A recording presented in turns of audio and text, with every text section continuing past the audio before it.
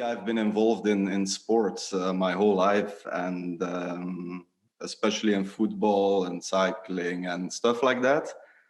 And the reason why I liked football so much was exactly because there were these moments in time. It didn't happen a lot, but when it happened, you felt something mysterious happening.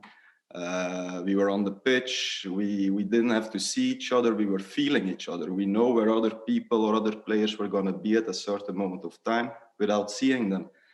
And it's like all the effort, all the training hours you put in are coming together, and something new emerges. A group collective, swerving across the pitch, working as one living organism. And actually, I was so intrigued by all these things that I went to the university to study sports, because I thought they're going to tell me everything about it. But it didn't happen. It didn't happen once in those 5 years. They didn't tell anything about what was happening on these beautiful moments when everything fell into place and the whole team or the whole group starts dancing like never before. So actually, I'm very happy that you just presented some of the theoretical framework about it, so I can maybe use a more practical approach based on experiences in sports and in the classroom. And you'll see our thinking is already very much aligned, as you will see from my presentation. So I'm gonna share my screen. Can you see it? Yes. Can you hear me? Yeah. Mm-hmm. So actually, this quite captures it all for me, and I wanted to stop my presentation after this. But what we see here is actually so beautiful. We have 3 massive killer whales emerging from the water, and they are scanning the ice. They are looking for prey, for seal. They are hungry, they want dinner, they want to put something on the plate. But they do it all together, and you see perfectly that each killer whale is emerging at a different place in the water, scanning a different part of the ice. They see something differently, but they are looking for the same thing. And that's for me, it captures the idea of what we want to achieve with education in general. It's often said that the behavior emerges more in pack animals, and I especially noticed it with pack animals that are on the hunt. So yeah, the next example, some other seals, Navy SEALs. Why did I pick this picture? Well, because they're doing exactly the same thing as the killer whales. They are emerging from the waters. The guy on the left is looking to the left, securing that area. The guy on the right is looking to the right, securing that area. And they know from each other that they only have to focus on their point of view. They know my buddy has got my back. He's watching the other side. I don't have to worry about it. They have complete confidence in each other's skills, and they have a lot of trust for each other, because their life depends on one another, which I think is... well, it's a big responsibility. So often seen in Navy SEALs teams, elite troops of the army, they also start behaving like a pack, especially when they're on a mission, they want to secure a base, or they need to kill a target. They will behave like a pack. Speaking about other packs, we're slowly approaching to sports, but first I want to show these guys. I really like wolves. Maybe it's the eyes, maybe it's the furry coat, I don't know. But they're also a pack animal. And when they're hunting, as you can see on the National Geographic or some other great David Attenborough shows, when they chase a prey, it can go on for miles and miles and miles. And it's almost like they devise a strategy to kill a beast, an animal. And sometimes you see a split in the pack, and some animals move sideways, and they only come back miles later to close in on the prey from another side. And it's, I think it's really remarkable to see this kind of behavior in animals. It's not rare. It's actually happening quite a lot, but I think we see it a lot less in people, in human endeavors. And these guys I see you're choosing all good guys examples, right? So. Another part, some other good guys who were actually as inspired as me by the Wolfpack are these guys. Those are, it's a Belgian cycling team. It's called the Koning Quickstep. They are one of the best professional teams in the world by far. And a couple of years ago, they decided, well, we are going to name our team also the Wolfpack. We want to create this idea of being in a group, because cycling is often seen as a very individualistic sport.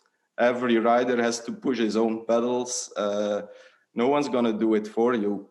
And it was structured for a long time around one leader, and the rest of the team was supporting the leader in order for the leader to win. But this team, they totally changed it. They said, no, we don't want one leader. All of you are leaders, and all of you have specific skills, and we're going to use all of them. And we're going to ride as a team, as a pack of wolves in the race, and you will see we're going to win more. And well, that's what happened, of course. I think they have the most victories for a couple of years in a row. They even make it a game to get as much victories as possible. They don't care who wins, where the win is. They just want the team to win. If one guy wins, the whole team wins. And you see other teams starting to adapt this or approach it from the same angle, because there's something there. All right. So some biology, some sports, but how to translate it to the school or education context? Maybe I forgot this one, a small side step, or another step towards the school. It's another kind of team building, one you probably already have done once or twice. It's when organizations come together and you build your team by doing cool activities, by thinking together, by being physical together. And it also really fits in the whole holoptic concept, because when we look at the picture, we see each and every one of the people, they have their own task. They're all focusing on one particular aspect of the thing they're building, and they're also aware of all the others. So they're looking at themselves, they make sure they're doing a good job, and at the same time they're looking at everyone else. Because it's a team effort, they have to make a catapult out of wood and rope and try to shoot a ball as far as possible. So we unite them in a shared goal, actually, a shared process.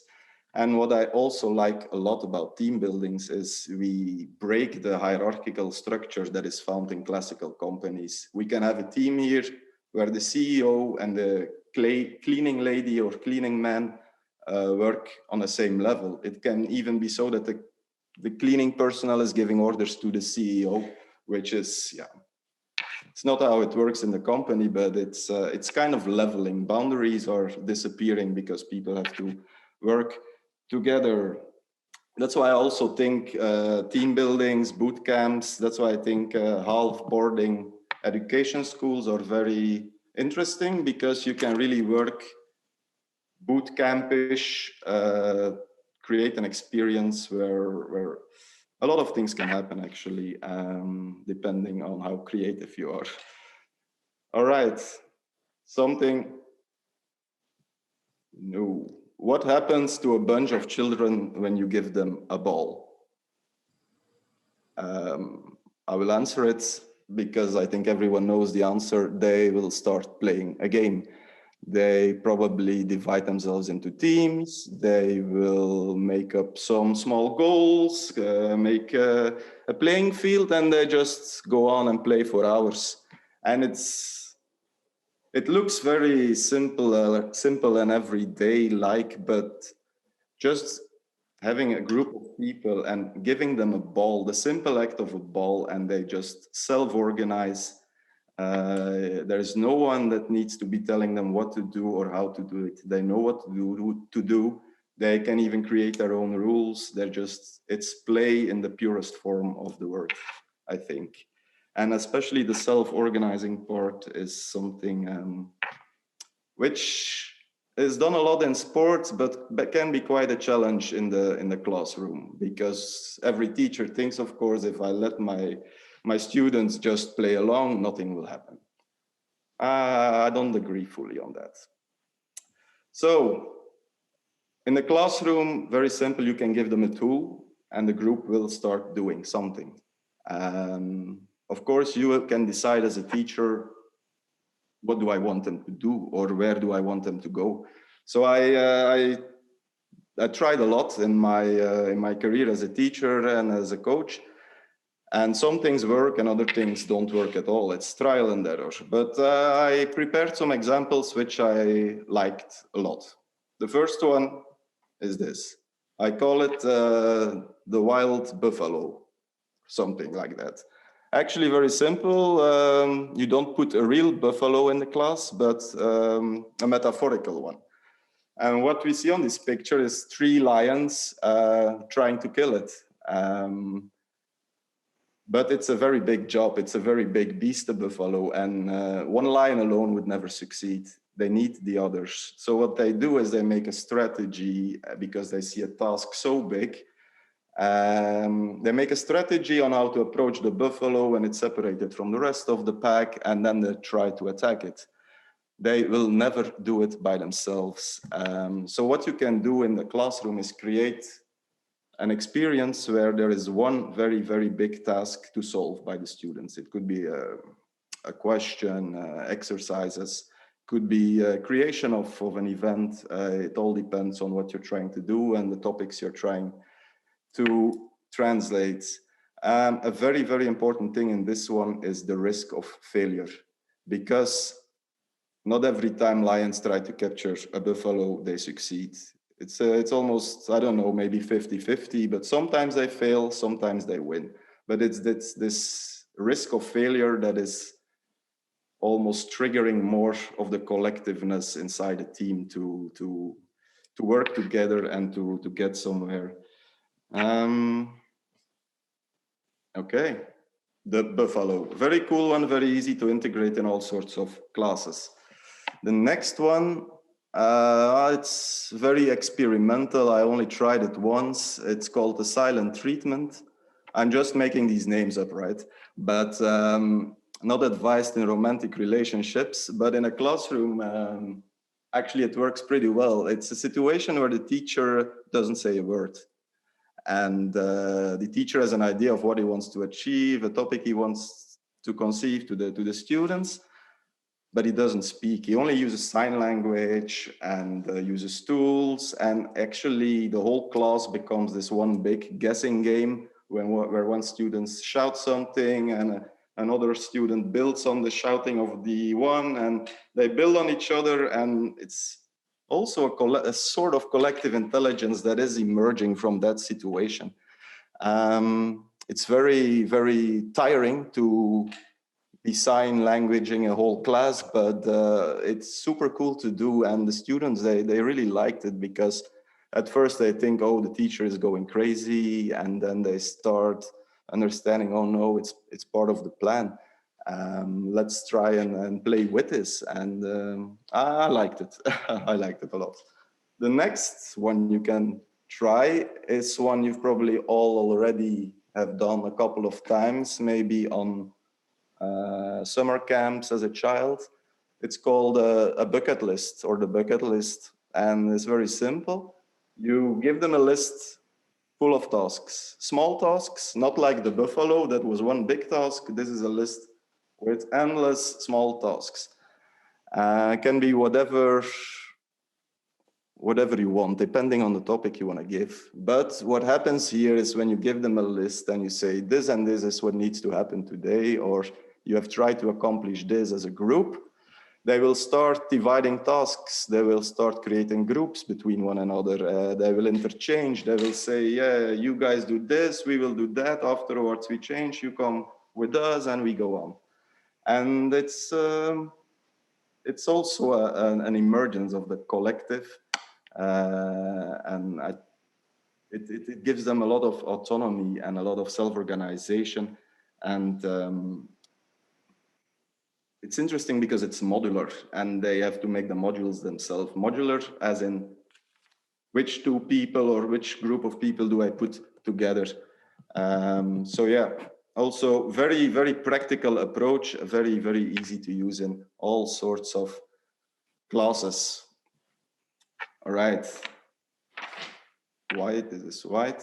So we have this group of people where you have to work with, being it a music band, a sports team, a school, whatever, and they all have their difference in personality. They all have their small little egos. They all have their own aspirations.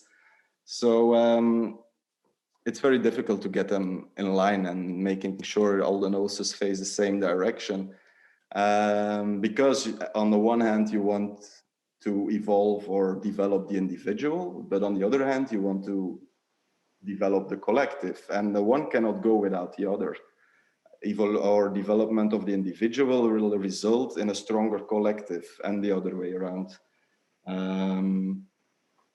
And something that has become very apparent in sports, especially during last years, and especially the leading example is cycling again, is that in order to develop the individual, they have to look at neighboring sports, so to speak. Similar disciplines, but different. For example, in cycling, you have road cycling, you have off-road cycling, you have mountain biking, you have track cycling.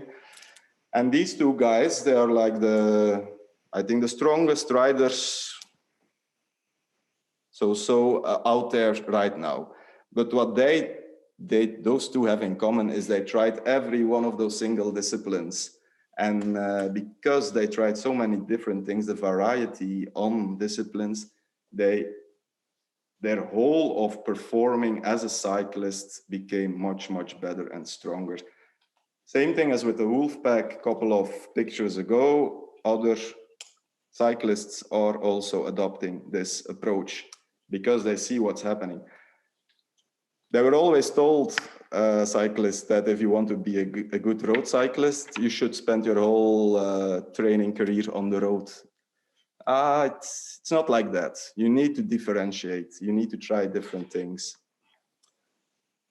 And if you do that, every individual will get stronger. And if every individual gets stronger, the group will benefit from it.